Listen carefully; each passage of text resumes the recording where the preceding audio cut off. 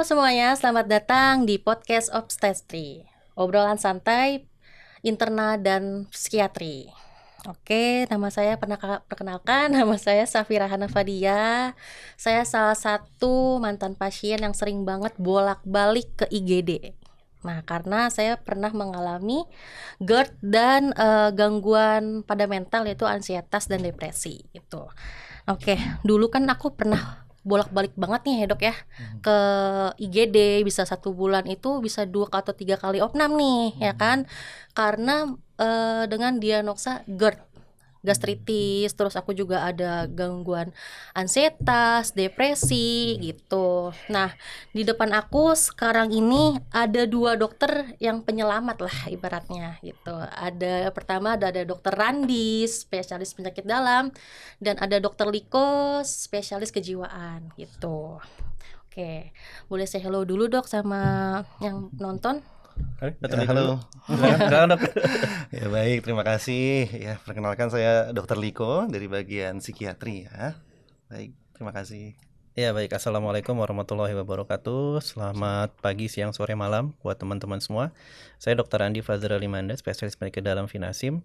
Saat ini saya berpraktek di Rumah Sakit Eka Hospital Depok, di Hermina Bekasi, dan di Hermina Grand Wisata. Salam kenal semuanya. Oke, terima kasih dok atas pengenalannya.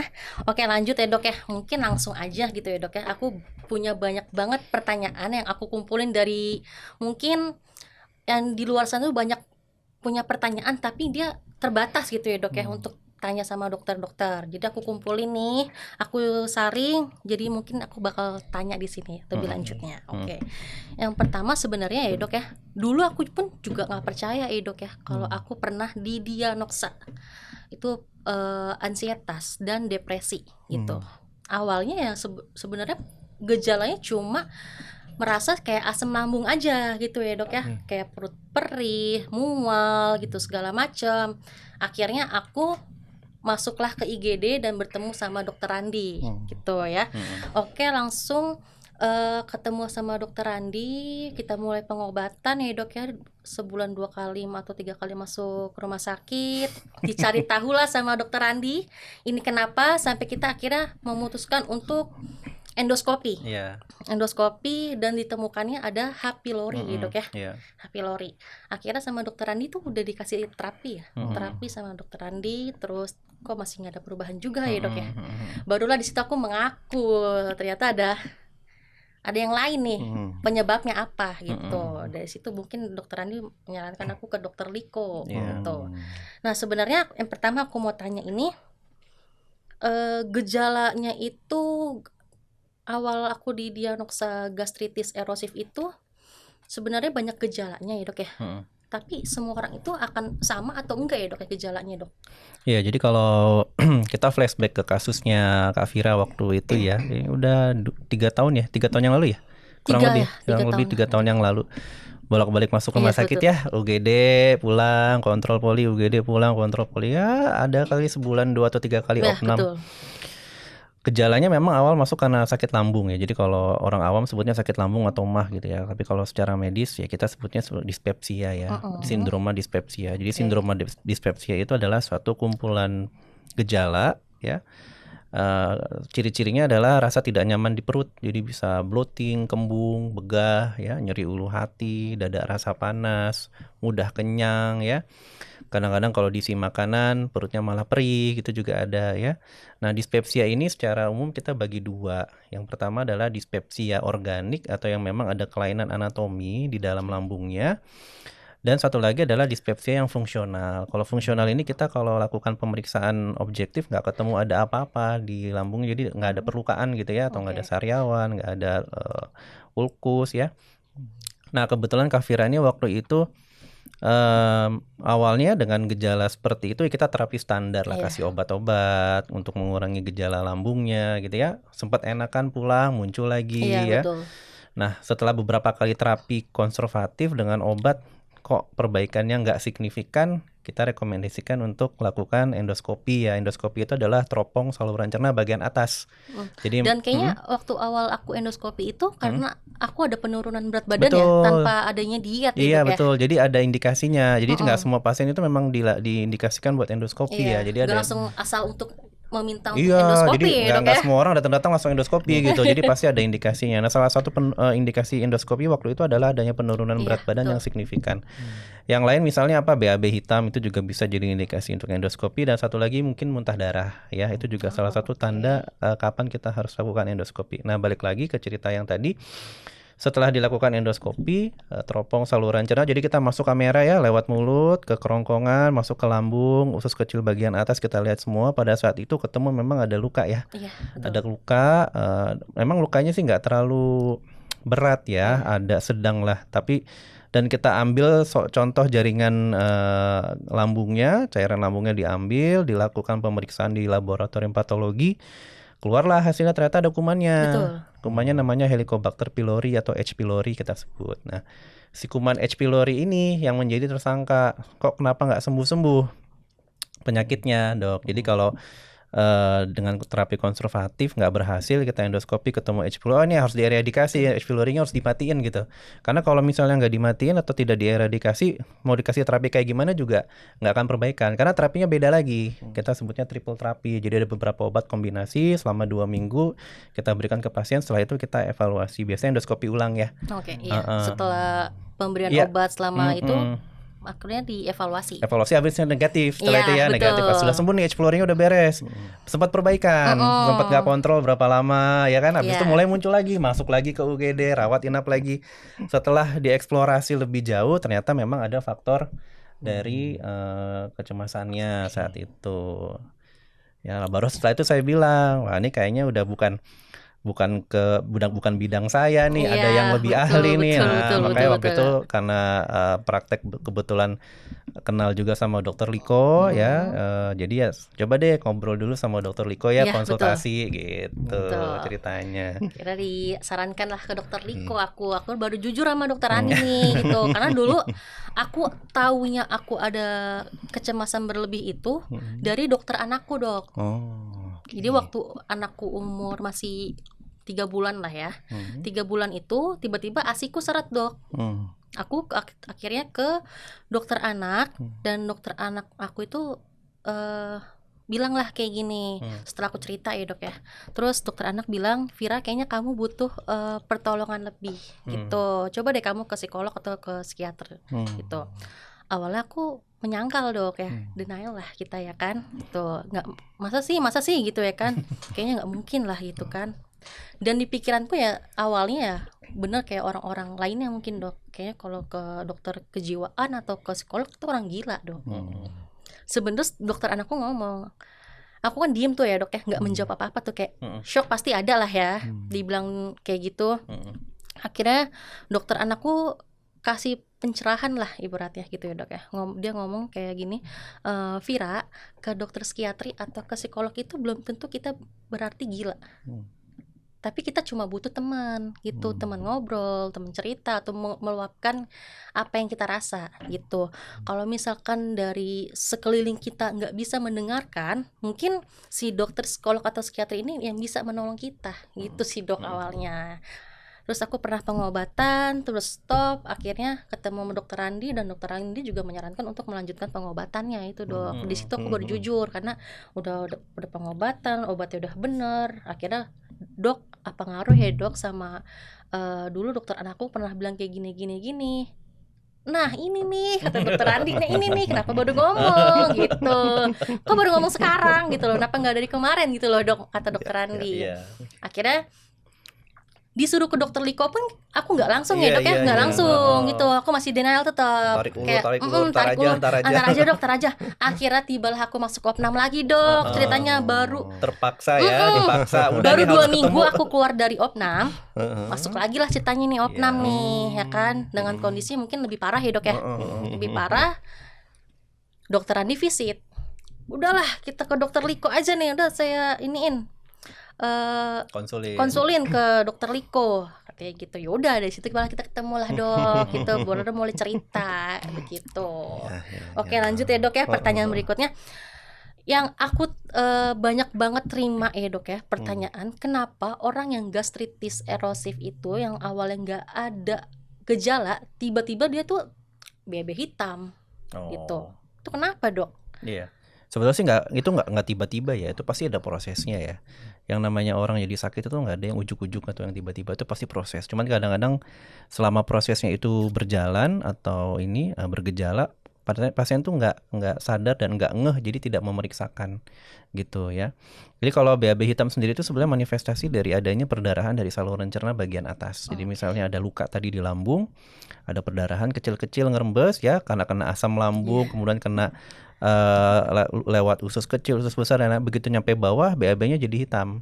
Tapi kalau dia dimuntahkan langsung, mungkin muntahnya jadi muntah darah atau muntah kayak kopi gitu. Ya, jadi nggak semuanya sih. Dan kadang-kadang itu tadi kenapa kok nggak terdeteksi ya, karena biasanya dianggap sepele gitu. Jadi akhirnya pasien nggak berobat gitu. Banyak pasien yang ngeyel lah Iya, ibaratnya Dok ya. jadi dianggapnya kayak biasa aja gitu. Jadi mereka nggak bergejala, nggak ada sakit, nggak ada keluhan gitu. Kalau untuk terapinya Dok, terapi dan pengobatan itu biasanya berapa lama sebenarnya? Dan sebenarnya tuh kayak gastritis itu bisa sembuh total atau enggak sih Dok? Iya, kembali lagi penyebabnya dulu apa? Penyebab gastritis erosif itu kan banyak macam-macam. Yang paling sering tadi adanya infeksi H. pylori ya. Yang lain apa? Misalnya penggunaan obat radang atau obat anti nyeri yang secara abusif ya, jadi ugal-ugalan gitu tanpa petunjuk dokter, itu juga bisa menyebabkan luka di lambung. Kemudian misalnya pada pasien-pasien yang habis kena serangan jantung kemudian minum obat pengencer darah misalnya, itu juga kan salah satu golongan obat yang bisa mengakibatkan BAB-nya hitam atau luka pada lambung gitu ya. Jadi kita cari tahu dulu penyebabnya, termasuk tadi H. pylori, kemudian misalnya yang lain ada radang di kerongkongan, itu juga bisa ya, macam-macam. Jadi tergantung obatnya, penyebabnya apa, obatnya nanti mengikuti dari penyebabnya. Bisa sembuh apa enggak Dok? Insya Allah bisa. Asal bener ya Dok ya. Asal benar ngobatin. Dan nggak bandel ya Dok ya, mengikuti aturan dokter lah gitu ya Dok. Oke Dok, ada lagi nih pro dan kontranya Dok sebenarnya Dok ya. Pro kontranya itu obatnya Dok. Nah, ada yang kayak aku dapatnya sama dokter itu, boleh sebut merek nggak ya? Ya boleh lah ya gitu ya. Aku kan dapatnya dari dokter Andi itu kan ada Nexium gitu kan, ada Teza gitu. Nah, ada beberapa teman-teman juga yang lain cuma dapat omeprazol, pantoprazol gitu loh. Terus sebenarnya itu sama atau ada yang merasa kok aku minum omeprazol dan pantoprazol kok lama ya penyembuhannya gitu. Kok teman aku minum Nexium dan Teza lebih cepat ya penyembuhannya gitu. Lebih cepat enaknya gitu rasanya. Sebenarnya itu sama atau gimana ya Dok ya? Ya, jadi kalau obat-obat yang kayak omeprazol, lansoprazol, rabeprazol, pantoprazol itu kita masuk satu golongan obat namanya PPI, proton pump inhibitor. Dan jelas itu obat itu kan nggak keluar barengan. Misalnya jegreng keluar bareng semua gitu, enggak. Tapi mereka tuh bertahap keluarnya. Misalnya obat yang dari paling zaman dulu, misalnya kita punya ranitidin gitu ya, kemudian masuk ke PPI kita punya ada omeprazol, ada lansoprazol, itu bertahap. Dan semakin baru obat yang keluar itu biasanya teknologinya lebih bagus gitu ya. Jadi efek untuk menurunkan asamnya, untuk mengikat H2-nya itu lebih bagus. Akhirnya apa, efeknya jadi lebih baik. Nah, jadi tergantung, kita ngasih obat juga tergantung dari tingkat keparahan pasien dan seberapa sering dia mengkonsumsi PPI yang sebelumnya. Karena kan takutnya timbul resistensi dengan obat yang sudah lama. Jadi kita kadang-kadang bisa naik ke yang lebih baru gitu ya. Tapi ya ada harga ada rupa. Biasanya begitu. Jadi semakin baru obat semakin bagus efeknya, biasanya obatnya semakin mahal. Seperti tadi tegoprazan ya. Tegoprazan itu kan juga golongan baru, itu PCAP. Jadi setelah PPI kita muncul lagi ada obat baru lagi untuk lambung namanya PCAP, yang tadi salah satunya tegoprazan atau merek dagangnya Teza. Nah, itu bisa kita pakai kalau misalnya dengan penggunaan PPI kok tidak membaik juga, itu bisa kita gunakan sebagai alternatif. Bahkan belakangan ini panduannya bisa digunakan sebagai obat lini pertama, pilihan pertama gitu. Tapi kembali lagi pastikan harganya lebih tinggi. Oke, terima kasih ya Dok ya. Terus Dr. Liko dong ditanya. Bentar ya, ada gilirannya nih. Oh, ada gilirannya. Ada gilirannya dong. Ada sesinya. Tuh. Oke, satu lagi Dok ya. Iya. Mungkin ada tips atau pantangan ya Mm-mm. untuk yang memiliki sakit gastritis atau GERD itu apa sih dok? Iya. Pantangan makanannya atau ada Mm-mm. tips untuk menjaga agar GERD-nya nggak kambuh Mm-mm, itu mm-mm. ada nggak sih Oh dok? jelas ada ya. Jadi gini, kalau untuk asam lambung atau gastritis atau sindroma Ya. dispepsia atau GERD itu apapun istilahnya yang berhubungan dengan peningkatan asam lambung yang berlebihan, yang pertama harus dibenerin adalah modifikasi gaya hidupnya. Oke. Nah, gaya hidup itu tidak hanya berhubungan dengan pola makan dan lain-lainnya, tapi macam-macam. Kalau saya selalu memberitahu pasien itu ada 4 item untuk gaya hidup. Yang pertama adalah pola makan, kedua adalah aktivitas fisik atau olahraga, nomor 3 adalah jam tidur, Betul. ya. Nomor 4 adalah stress management. Itu saya selalu bilang 4 hal itu poinnya. Kalau untuk pola makan yang dipantang apa? Jelas makanan yang tinggi asam. Jadi misalnya kayak makanan-makanan asam, kemudian jeruk ya, vitamin C dosis tinggi itu hati-hati. Makanan pedas ya yang tinggi cabenya banyak ya. Kemudian makanan yang lemaknya tinggi. Ya, makanan berlemak, gorengan-gorengan, tetelan ya, jeroan-jeroan itu hati-hati. Rokok. Nah, buat laki-laki biasa sering ngerokok ya, itu juga pengaruh sekali ke Oh itu lambung. ngaruh juga ya dok ngaruh ternyata ya lah, itu rokok ya? memang penelitiannya udah dari tahun berapa udah sangat berpengaruh. Oh. Jadi itu harus dihindari. Rokok, alkohol juga orang Indonesia mungkin nggak terlalu banyak, cuman tetap harus tahu ya. Kemudian kalau dari segi diet apalagi jam pemberian makan, nggak boleh langsung makan sekali atau 2 kali sehari tapi porsi banyak. Jadi Oke. kita kadang-kadang makan pengen kurus, makan cuma sekali sehari tapi porsinya kayak kuli Padahal gitu kan. salah itu dok ya? Salah. Justru yang bagus adalah kita sebutnya itu istilahnya small frequent feeding. Jadi makannya porsi kecil-kecil tapi lebih sering. Mungkin 2 jam sekali makan tapi dengan porsi yang lebih kecil gitu ya. Jadi jangan sampai kenyang. Udah makan selesai udah berhenti. Nanti jangan nunggu lapar udah makan lagi. Jadi makannya kecil-kecil tapi porsinya lebih sering waktunya gitu ya. Sedikit-sedikit lebih Sedikit-sedikit sering lebih lah sering. gitu ya. Iya. Terus tadi kedua olahraga. Ya olahraga apa aja yang bisa dikerjain, yang penting konsisten rutin. Lalu jam tidur minimal 6 sampai 7 jam per hari untuk orang dewasa. Yang terakhir adalah manajemen stres. Manajemen stres kalau nggak bisa dia kontrol sendiri, serahkan ke dokter Liko gitu kan. Oke dok. Oke. Iya. Mungkin tuh pertanyaan untuk dokter Andi Iya. cukup lah ya. Oke. Aku izin Iya, beralih nih ke Berarti dokter Riko nih. Saya bisa pulang ya. Jangan dong. Kirain boleh pulang duluan. Belum dong dok, belum selesai nih dok. Iya. Oke, dokter Riko, aku juga punya banyak pertanyaan nih dari teman-teman yang mungkin yang sangat awam sebenarnya untuk di ke mental ya. Karena banyak yang mungkin ngerasa dia cemas tapi dia nggak paham sebenarnya diri dia itu kenapa gitu ya dok ya. Oke, pertanyaan pertamanya mungkin untuk kayak gejala depresi, ansietas atau kayak PTSD itu tuh sebenarnya sama atau beda dok? Dan gejala awal itu apa gitu ya dok? Oke, baik ya. Jadi kalau tadi gejala ya, gejala awal memang beda-beda ya setiap orang, setiap pasien ya. Tadi kalau gejala awal memang jarang sekali orang tuh menyadari isi pikiran ataupun apa yang dirasakan oleh emosi dia ya. Pasti atau kemungkinan besar seseorang itu akan lebih dominannya gejalanya fisik dulu. Nah, itu yang seringkali akhirnya seseorang itu akhirnya datang berobat ke dokter umum, dokter Randy gitu ya, atau dokter saraf, dokter jantung. Biasanya ke situ dulu ya. Padahal memang kalau kita lihat penyebabnya bisa saja ya mungkin memang betul ada dari faktor organiknya ya. Memang dari organnya memang ada sesuatu gitu ya, memang harus diobati. Tapi banyak juga nih sekarang nih kasusnya makin meningkat lebih karena pikiran perasaannya itu. Sama respon tubuhnya. Jadinya tadi muncullah gangguan kesehatan mental. Contohnya paling banyak memang tadi depresi ya. Kita tahu depresi dia utamanya memang moodnya turun, sedih, merasa nggak semangat untuk aktivitas, nggak menikmati lagi hobi-hobinya, atau merasa bersalah. Seperti itu kalau depresi. Kalau kecemasan dia dominansinya adalah kekhawatirannya berlebih. Jadi rasanya kayaknya dia siaga terus gitu ya, kayak was-was. Tapi nggak tahu juga apa yang dicemasin. Kemudian dominannya fisik. Jadi tadi gejala-gejala misalnya suka tiba-tiba nggak enak perutnya, kayak GERD gitu ya, atau semacam gejala dispepsia. Lalu ada gejala kayak suka berdebar, kemudian keringat dingin ya, gemeteran, sampai kayak tiba-tiba mau pingsan gitu. Kayak untuk nafas aja tuh susah gitu ya dok Susah, ya. sesek gitu, sampai kayak aduh ketakutan mau sakit yang berat atau sampai takut kematian gitu ya, mendadak. Nah itu jadi macam-macam tadi ya gejala atau diagnosa dari gangguan mental itu sendiri. Seperti itu Oke, ya. oke dok. Nah, kalau yang aku pernah alamin ini dok ya, aku kan termasuknya depresi dan ansietas gitu ya dok ya. Itu kan bener-bener kalau apa ya, pas lagi muncul itu kan emang reaksinya tuh hebat banget gitu ya dok ya. Dan itu kan kita proses penyembuhannya itu cukup lama ya dok ya. 3 tahun 4 tahun ya itu ya dok ya, pokoknya kita barengan lah ya dok ya. Pokoknya di mana ada dokter Andi situ ada dokter Riko, pokoknya saya ya dok ya. Sebelahan kita boleh Iya, Tektokannya sampai aku terus. tuh dijulukin dok sama dokter Andi, Apa? brand ambassador. Dan perawat-perawat poli udah pada tahu. Iya. Kalau Safira kontrol pasti besoknya ke dokter Liko. Iya betul dok. Dan suster-suster kamar rawat inap tuh jadi teman Iya. sebenarnya dok jadinya.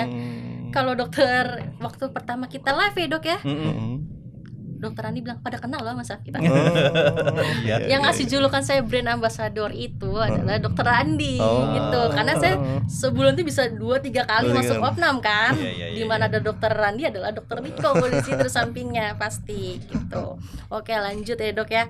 Untuk segi pengobatan dan terapinya itu tuh apa dan berapa lama dok sebenarnya dok? Atau misalkan di setiap orang tuh beda-beda reaksi pengobatannya atau reaksi dari hasil terapinya? Ya, oke, baik. Jadi kalau pengobatan tentu kita mesti tegak dulu ya diagnosanya apa nih. Mungkin tadi Vira sempat diagnosanya gangguan kecemasan ya. Betul. Dan juga ada depresi juga. Memang bisa mix tuh ya. Saling berkaitan gitu ya. Mana dulu sebetulnya bisa barengan juga sih sebetulnya kita tata laksananya ya. Tapi prinsip utama kalau untuk menata laksana gangguan mental atau psikiatri itu seperti tadi dokter Andi bilang ada 4 juga nih kita. Jadi ada faktor biologi, psikologi, sosial dan spiritual. Nah, jadi 4-4-nya mesti kita tata laksana gitu. 4-4-nya bisa jadi saling jadi penyebabnya, jadi resikonya, etiologi kalau kita bilang ya. Tapi tata laksananya 4 juga. Satu pertama biologi tadi ya. Biologi tadi udah dijelasin tuh sama dokter Randy, misalnya dari pola makan, aktivitas olahraga, pola tidur juga, itu kan masuknya biologi. Jadi kita maksudnya memperbaiki neurotransmitter kita, memperbaiki hormon kita, saraf simpatis, parasimpatis gitu ya kalau kita bicara itu. Dan tambahan juga yang mengobati yang membantu untuk pengobatan adalah obat-obatan psikofarmaka ya. Kalau orang gangguan cemas, depresi ada namanya obat-obatan antidepresan dan anti cemas ya. Kebetulan memang sama obatnya. Itu juga sebetulnya. Jadi obatnya karena memang sumbernya neurotransmitternya atau zat kimia di otak yang terganggu itu hampir mirip letaknya dan penyebabnya, makanya obatnya sama gitu ya. Itu dari biologi tuh. Kemudian psikologi berarti butuh psikoterapi ya. Yang kayak Kak Vira kita pernah jalanin tuh ya. Aku pernah jalani hipnoterapi namanya. Itu kita juga berkali-kali ya dok ya, nggak cuma sekali aku jalanin hipnoterapinya, tapi bisa lebih dari 3 kali gitu, karena aku merasanya belum selesai gitu. Ya, tadi hipnoterapi betul. Jadi salah satu psikoterapi. Jadi psikoterapi apa? Terapi ke psikis gitu. Psikis itu apa? Pikiran, perasaan, sama respon kita. Ya, action kita apa? Respon perilakunya apa? Nah, salah satunya psikoterapi ada hipnoterapi ya. Selain hipnoterapi ada misalnya teknik CBT ya, psikoterapi CBT atau psikoterapi psikodinamik. Ada lagi sekarang yang lumayan populer DBT namanya, dialectical behavior therapy. Nah, itu bisa salah satu. Sebetulnya nggak usah semuanya juga sih, tapi salah satu mana yang paling cocok gitu ya, paling oke nih untuk kasus pada individu ini gitu. Itu yang kita lakukan. Jadi psikologinya gitu ya. Terus apa lagi? Bisa juga kita melakukan sendiri namanya relaksasi pernafasan, kita melakukan mindfulness ya untuk terapi kesadaran sendiri gitu ya. Itu masuk psikologi. Terus ketiga adalah sosial, interaksi ya. Kita perbaiki cara interaksi komunikasi kita sama orang terdekat kita dulu nih di rumah gitu ya, sama keluarga atau sama teman-teman terdekat kita gitu ya, atau sama komunitas kita. Misalnya kalau ada ikut arisan gitu ya, atau pengajian misalnya gitu ya. Kalau orang yang introvert gimana tuh dok? Oke, paling enggak tadi terdekatnya dulu deh. Gitu, perbaiki pola interaksi komunikasinya. nggak semua orang nggak semua hal bisa kita pendem juga ya. Iya. Ada beberapa hal juga mesti kita sharing paling nggak sama orang terdekat kita ya, sama yang dipercaya sama kita deh. Jangan kita cerita sama orang yang suka ini malah gibah gitu ya. Itu mah nambah masalah ya Dok ya namanya. Jadi itu untuk Saya nggak sosial. suka gibah, nggak suka Sukanya? Gosip. Dia Nah itu sukanya gosip. ya. Terus? Itu bagian sosial. Satu lagi spiritual ya. Spiritual tuh koneksi kita ke pencipta, ke Allah. Kayak bagaimana kita memaknai hidup ya. Bagaimana kita menjalankan ibadah sesuai agama kita. Nah itu. Jadi spiritual juga ternyata sangat penting gitu ya untuk memperbaiki itu ya. Iya. Tapi bukan berarti jangan dijudge. Oh, kamu sakit suatu gangguan mental berarti kurang iman. Iya. Nah, jangan dibalik ya. Karena memang oke, benar secara spiritual ada ininya pengaruhnya, tapi bukan berarti seseorang yang gangguan mental berarti imannya kurang. Tidak juga seperti itu ya. Jadi tadi kalau pengobatannya 4 faktor itu. Oke, berarti ada 4 gitu ya. Iya, betul. Nah, sebenarnya banyak juga ya Dok ya yang mengalami kayak depresi, ansietas gitu kan. Ketika kita mau cerita ke teman atau kayak misalkan ke kerabat atau keluarga gitu, kita malah dijudge gitu. Itu malah memperburuk kondisi kita sebenarnya Dok. Karena aku mengalami juga Dok, cerita ke teman atau kayak misalkan ke tetangga yang udah kita anggap percaya banget gitu kan, terus malah dijudge gitu Dok. Itu kan aku langsung ngedown parah sih Dok ya. Itu tuh mungkin banyak orang yang nggak tahu kondisi kita sebenarnya kayak gimana, yang benernya tuh kita sangat membutuhkan support system gitu ya Dok ya. Kayak misalnya kita cerita itu cuma butuh didengar aja sebenarnya ya Dok ya, nggak perlu dijudge atau dijawab apa gimana gitu. Tapi Iya. kebanyakan yang di orang alami itu banyakan dijudge Dok. Iya. Itu kira-kira gimana tuh, Dok? Iya, memang itu jadi salah satu PR besar ya untuk kita semua sih sebetulnya ya, terutama tenaga kesehatan mental untuk mengedukasi ya orang-orang, masyarakat ya, bahwa memang stigmanya kalau orang curhat gitu kita harus kasih nasihat gitu ya. Padahal kan sebetulnya enggak juga ya. Belum tentu ya. Belum tentu ya. Ketika dengerin cerita seseorang belum tentu orang itu butuh nasihat kita, atau kita merasa bertanggung jawab harus ngasih masukan, belum tentu. Karena tadi seperti Kak Fira bilang, sebetulnya aku butuhnya cuma cerita aja gitu, dengerin Iya, aja betul. gitu ya. Teman cerita aja Teman cerita gitu aja, ya. nggak usah dikasih masukan apa-apa, nasihat juga sebetulnya udah cukup. Nah, Iya, itu jadi PR-nya. Memang kita ini coba belajar dulu, makanya nih buat teman-teman di rumah ya, kalau pengen jadi pendengar yang baik, kita coba dengerin dulu deh apa isi pikiran perasaan seseorang, orang terdekat kita ya. Kemudian gak usah buru-buru untuk memberikan nasihat atau masukan gitu ya, saran.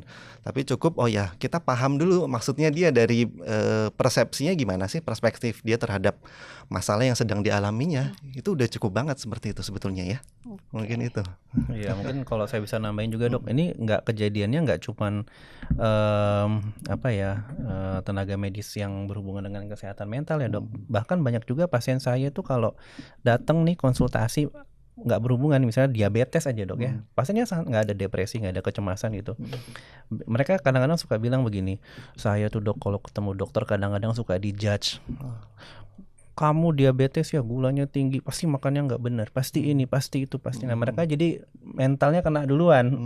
Jadi akhirnya Ngedown lah ya, ngedown, Dok ya. jadi malas berobat. Jadi mungkin buat teman-teman juga ya yang punya pasien gitu, kalau misalnya punya pasien kronik atau punya pasien yang baru ketemu diagnosisnya apa ya, jangan langsung dijudge bahwa mereka itu memiliki ketidaksadaran atau awarenessnya kurang, atau misalnya nggak pengen sehat ya, jangan kayak gitulah. Yang penting kita pelan-pelan masuk untuk mengingatkan, mengedukasi, tapi dengan bahasa atau cara yang Halus lebih lah. baik lah, karena tiap Betul, orang kan memang beda-beda ya. Cara penerimaannya beda-beda. Betul. Jadi kita kalau saya misalnya ketemu pasien baru, pasti di 1 menit atau 2 menit pertama kita melakukan observasi nih. Ini tipikal pasiennya seperti apa?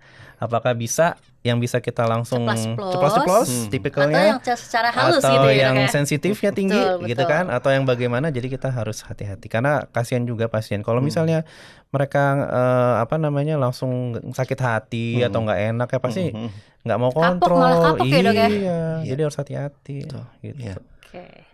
Nah, kalau yang aku alamin juga gitu sebenarnya ya Dok ya. Aku kayak sakit terus, aku pernah bolak-balik ke rumah sakit. adalah banyak ya dok ya omongan-omongan yang bikin sejujurnya tuh sakit hati gitu ya dok ya. Kayak lu sakit mulu sih gitu kan. Lu apa sih, lebay banget sih. Dalam hatiku ya, siapa juga sih yang mau kayak begini sebenarnya ya dok ya. Nggak ada loh orang yang mau sakit ya. Bener nggak sih dok? Bener betul. kan? Iya, Gitu kan. iya.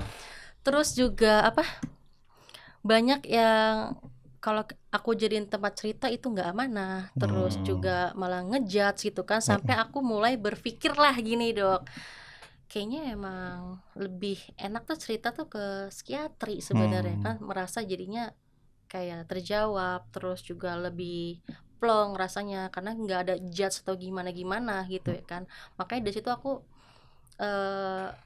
mikir, oh oke, berarti kalau gue cerita ke orang yang nggak mengalami atau dia nggak paham sama apa yang terjadi di diri saya ini tuh nggak akan paham sebenarnya dok ya.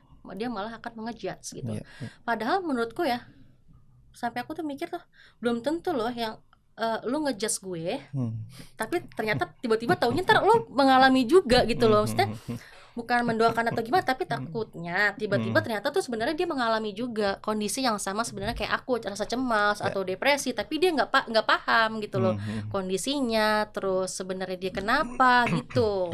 Malah aku mikir kayak gitu, lu ngejudge gue kayak gini-gini, ntar taunya malah ini ya sebenarnya lu juga mengalami lagi kayak gitu dok sebenarnya. Iya itu jadi ya tadi ya berarti memang di masyarakat kita masih kurang ya kemampuan atau kemauan untuk mendengarkan orang lain itu ya, itu masalahnya di situ, mau dan mampu nggak gitu ya kita dengerin cerita orang lain, coba memahami dulu ya isi pikirannya. Misalnya ada tadi ya Vira ngerasa cemas gitu ya, misalnya cemas ketika bertemu seseorang gitu, oh iya aku takut nih kalau ketemu orang itu.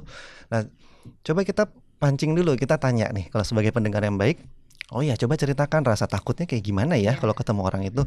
Jadi pengen tahu dulu gitu ya, jadi nggak ketemu pas takut langsung kita jawab, oh nggak usah takut gitu ya, dia kan baik gitu ya, dia kan orangnya sebetulnya nggak gitu loh. Nah padahal kita belum tahu isi pikiran lawan bicara kita gitu secara utuh. Makanya penting kita untuk coba bertanya secara terbuka gitu ya ke lawan atau orang terdekat kita deh, orang terdekat kita, lawan bicara kita.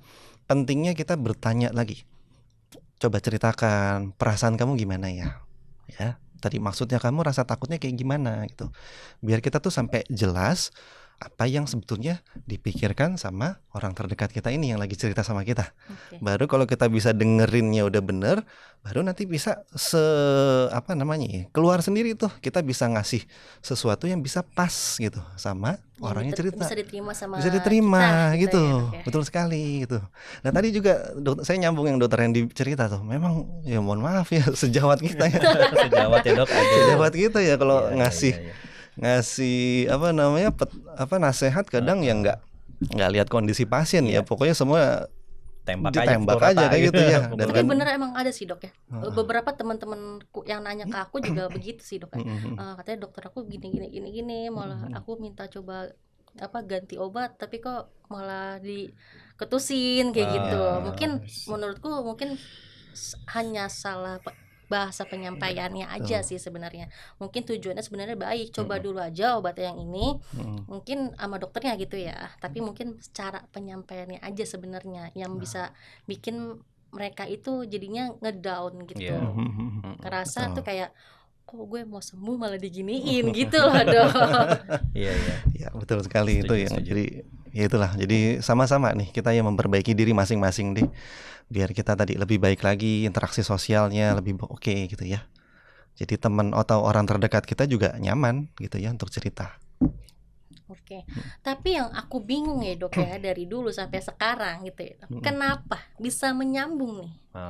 Ya menyambung dari aku ansietas tiba-tiba ke bisa ke GERD. Kenapa di kedua ini tuh bisa menyambung banget gitu dok? Pokoknya yang orang-orang ansietas atau depresi pasti dia gastritis. Itu kenapa dok? Apakah dia teman dari sananya atau gimana nih? Baik ya. Jadi memang tadi ya masalah tadi kalau Dr. Randy mengakses periksa Kak Fira ternyata ada bakteri H. pylori ya. Ternyata itu di usus ya dok ya, itu kan di bagian pencernaannya atau di lambung ya, lambung ya. Iya. Nah, ternyata kalau diteliti kan memang ada hubungannya ya Iya. antara pencernaan kita, otak kita. Jadi ada aksisnya, ada sumbunya.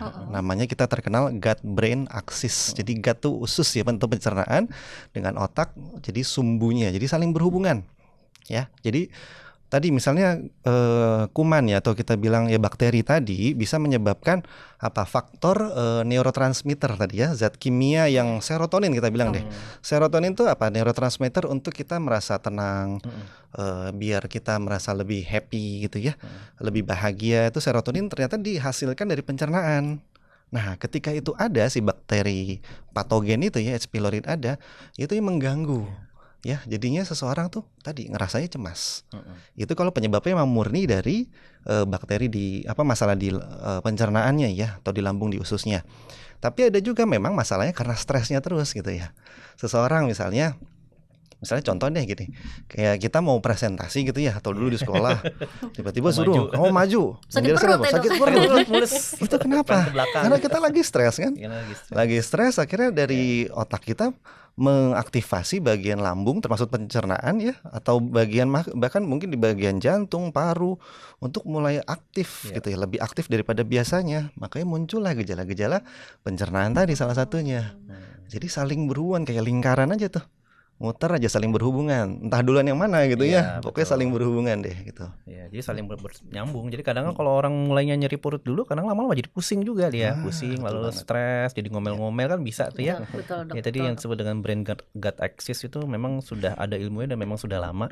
Cuman kadang-kadang itu dokter suka lupa gitu. Jadi kalau yang sakit lambung ya terapinya lambung terus ya sampai setahun 2 Dia tahun nggak lambung terus, menjelajah tapi ke kadang-kadang bagian psikisnya. bagian psikisnya, bagian pikiran perasaannya nggak dieksplorasi sama dokter yang menata laksana lambungnya tersebut. Padahal itu menurut saya justru bagian yang sangat penting, karena tadi yang kita ngomongin dispepsia di awal, kebanyakan tuh justru dispepsia itu fungsional.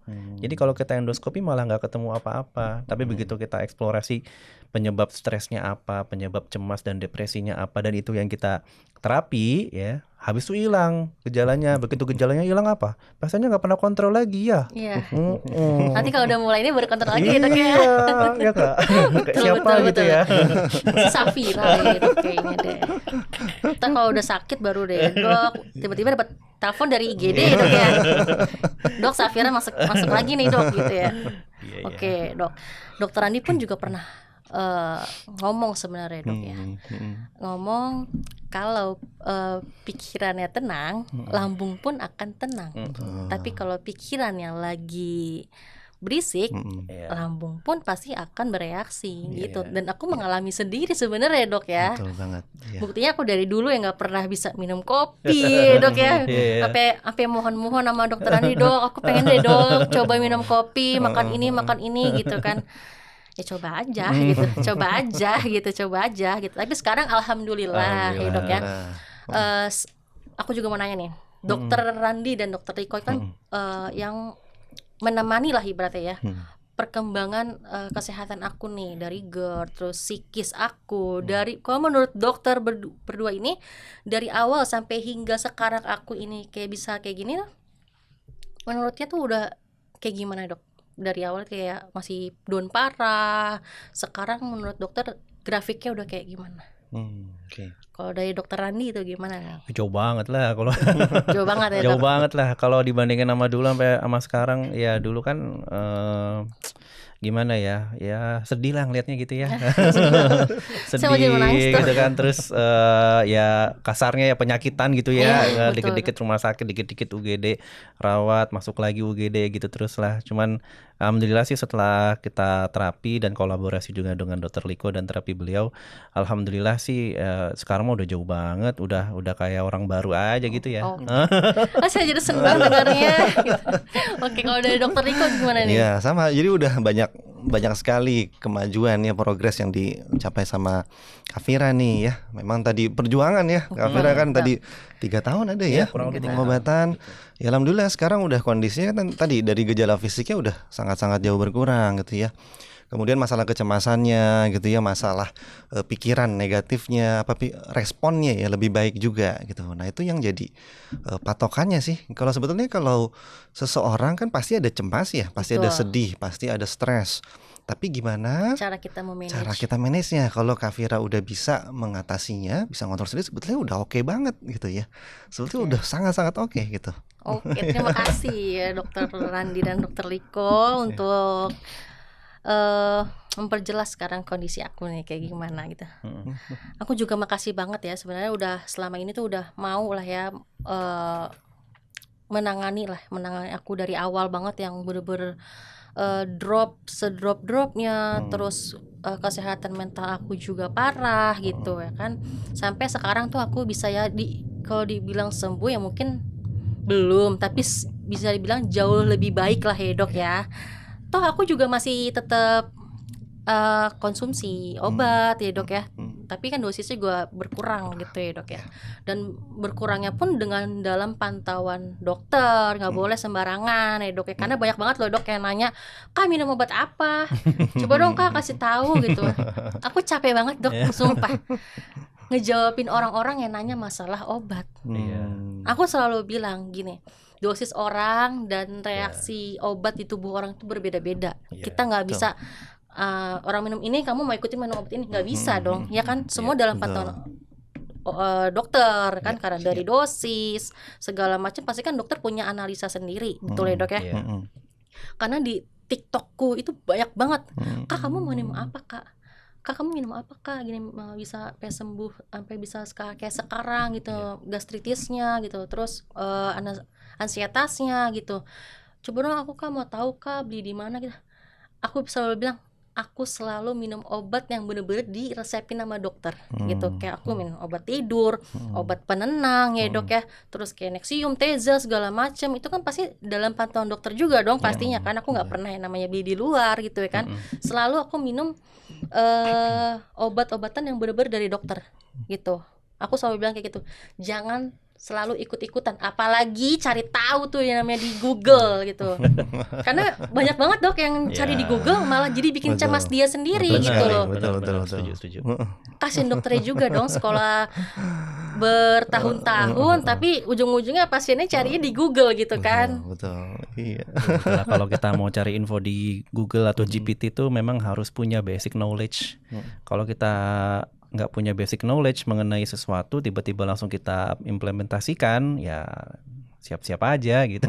Jadi memang harus ditelaah lagi. Jadi jangan semua informasi langsung kita telan, langsung kita kerjain. Harus disaring lagi. Harus disaring lagi, harus dikonsultasiin lagi sama yang lebih ahli. Ya kita kan sekolah juga nggak setahun 2 tahun. Selain sekolah bertahun-tahun juga ditambah dengan pengalaman klinis dan juga dari pengalaman atau hasil-hasil penelitian yang sudah ada sebelumnya yang kita baca gitu. Jadi it takes time untuk bisa menjadi expert di suatu bidang gitu. Jadi jangan hanya karena kita merasa sudah melihat GPT ngejelasin begitu, baca 15 menit 30 menit menurut dia itu terus paling langsung, bener ya Dok ya. langsung jadi ahli. Nah itu paling gawat sih. Kayaknya kalau begitu semua bakal jadi banyak dokter ya Dok ya. Dokter dadakan ya kan ya Dok ya. Betul. Dan di sekeliling kita juga sebenarnya banyak Dok yang orang juga yang nggak sepenuhnya bisa langsung bertemu ke dokter, makanya dia malah mencari informasi di Google dan dia percaya sama Google gitu, malah mengakibatkan ansietasnya dia muncul gitu sebenarnya, tapi dia nggak tahu nih. Iya, gitu. itu sebetulnya kalau orang yang ansietasnya tinggi atau cemasnya tinggi, semakin dia searching di Google atau ChatGPT semakin cemas. Semakin parah juga Semakin jadinya sebenarnya takut, Dok ya, iya. sakitnya ya Dok. Semakin muncul lah gejala fisiknya gitu. Semakin dia pikirkan itu semakin nyata ya, akhirnya reaksi tubuhnya kan akan mengikuti gitu ya. Jadinya makin bertambah nggak enak gitu ya keadaannya. Makanya lebih baik batasi aja gitu ya. Batasi ya, coba tetap tanyanya ke dokter kita aja gitu yang pasti gitu. Oke. Ya. Oh ya Dok, aku satu ada pertanyaan yang lupa banget ya aku tanyain ke dokter nih ya. Oh iya. Kayak aku kan dulu kan pernah mentalnya bener-bener down parah kan ya Dok ya. Sampai aku tuh memutuskan untuk menjauh, menghindar dulu sampai blok nomornya. Itu kan yang dokter juga menyarankan ya untuk kita menjaga jarak dulu gitu kan. Kalau bisa jangan sampai ya tahu gimana itu kan.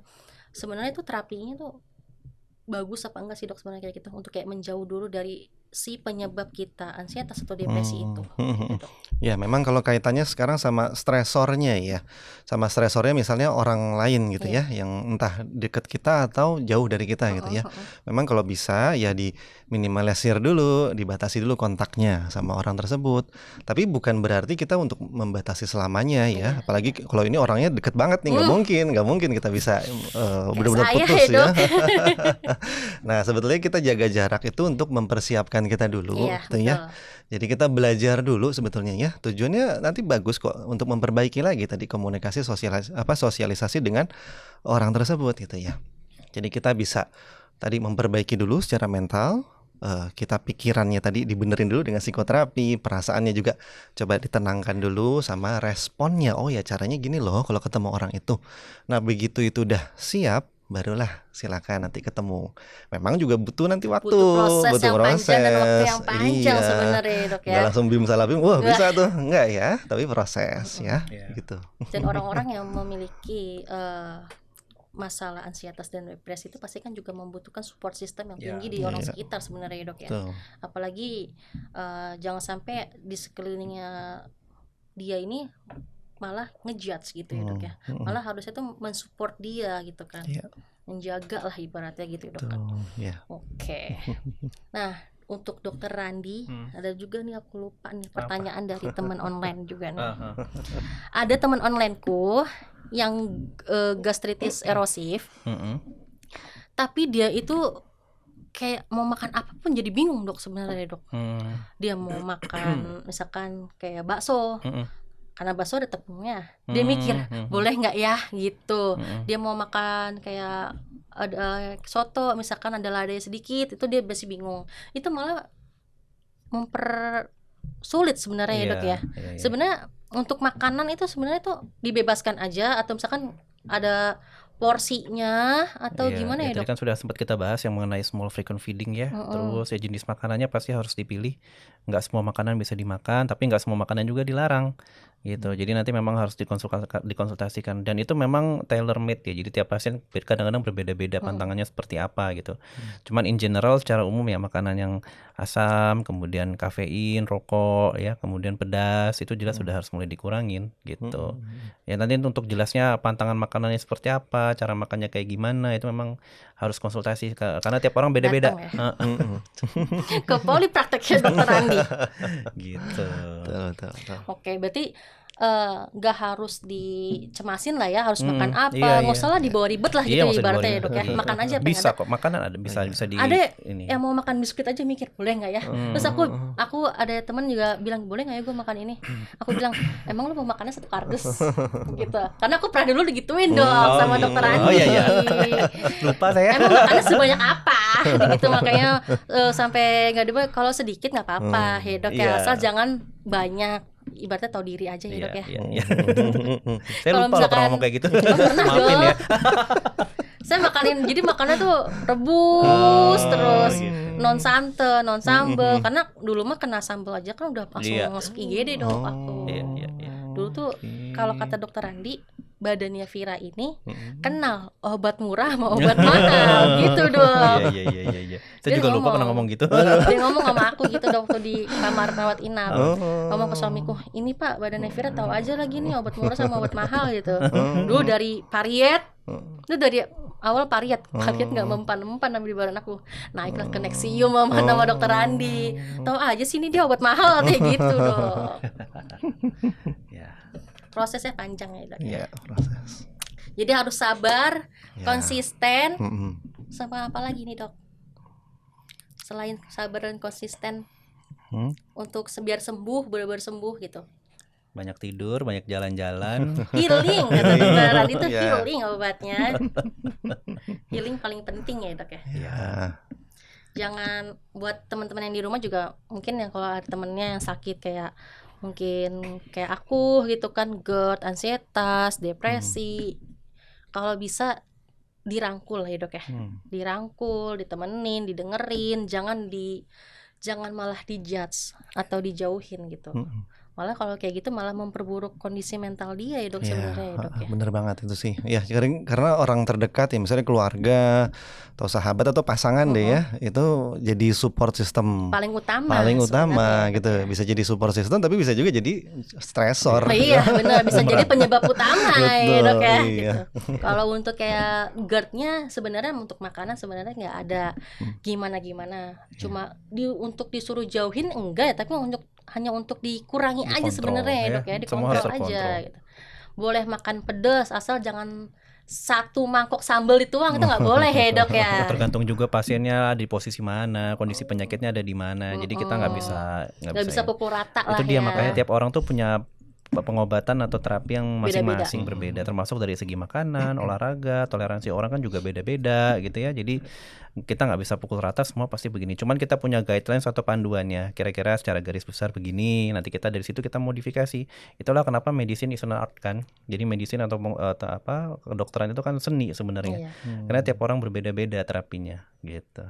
Oke. Mm-mm. Jadi nggak usah dibawa ribet untuk makan, untuk cemilannya gitu, untuk yang ada ansietas dan depresi juga dijaga, rasa cemasnya dikontrol, atau bisa juga misalkan banyak yang terhalang untuk melaksanakan hipno, bisa juga lihat di YouTube sebenarnya ya dok ya, banyak ya dok, cuma cukup didengerin aja sambil dia mengikuti instruksi yang di YouTube sebenarnya, tapi dalam kondisi di kamar ya, jangan di jalanan kamu dengerin hipnoterapi. Karena aku juga sama dokter Liko pun dikasih info sama dokter Liko setelah aku jalanin hipnoterapi, kalau di rumah lagi terasa cemas berlebih, dengerin hipno aja, hipno relaksasi, ya, betul. hipno relaksasi itu banyak di YouTube, didengerin aja. Jadi aku sampai sekarang kalau udah mulai cemas, aku nanganinnya dengerin itu sebenarnya dok, gitu. Atau kita relaksasi, tarik nafas, buang nafas sambil nyender kayak gitu. Biar mau sehat dan sembuh itu tuh sebenarnya butuh proses yang panjang dan konsisten, dan nggak bandel. Bandel kadang ada pasti lah ya dok ya. Tapi kalau misalkan tergantung niatnya nih. Kalau emang niatnya mau sembuh pasti dia bakal nurutin dokter. Tapi ya sebenarnya dokter juga nyuruh ini itu juga niatnya baik gitu kan. Bukan yang aneh-aneh, mana ada dokter mau nyuruh pasien yang aneh-aneh gitu. Nggak ada. Pasti semua ada maksud dan tujuannya gitu. Oke. Mungkin cukup itu aja sih dok ya, pertanyaan-pertanyaannya dari teman-teman juga yang mungkin dia nggak bisa tanyain langsung ke dokter. Mungkin ada pesan-pesannya untuk atau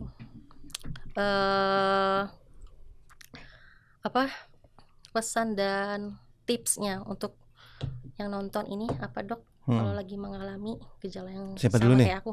Dokter Diko boleh. Gantian. Baik, jadi kalau pesannya sekarang coba kita belajar dari ini ya, dari kita ngobrol ini, coba kita belajar untuk mendengarkan ya. Kita belajar untuk mau memasang telinga deh, memperhatikan, peduli sama omongan orang terdekat kita gitu ya. Jangan buru-buru untuk menjudge, menyimpulkan atau pengen nasehatin. Coba pahami dulu sebetulnya apa yang dipikirkan sama dia sih, apa persepsinya gitu ya. Kemudian kita bisa juga belajar sadar ya, belajar kesadaran atau namanya mindfulness. Itu untuk kita praktekkan sehari-hari ya. Jadi biar kita mencegah, biar nggak muncul pikiran yang menyebabkan kecemasan berlebih. Kalau kita belajar sadar yang saat ini, jadi kita fokusnya ke saat ini lagi nih yang sedang kita alami, bukan sama pikiran sesuatu yang di depan atau udah lewat sebetulnya. Oke.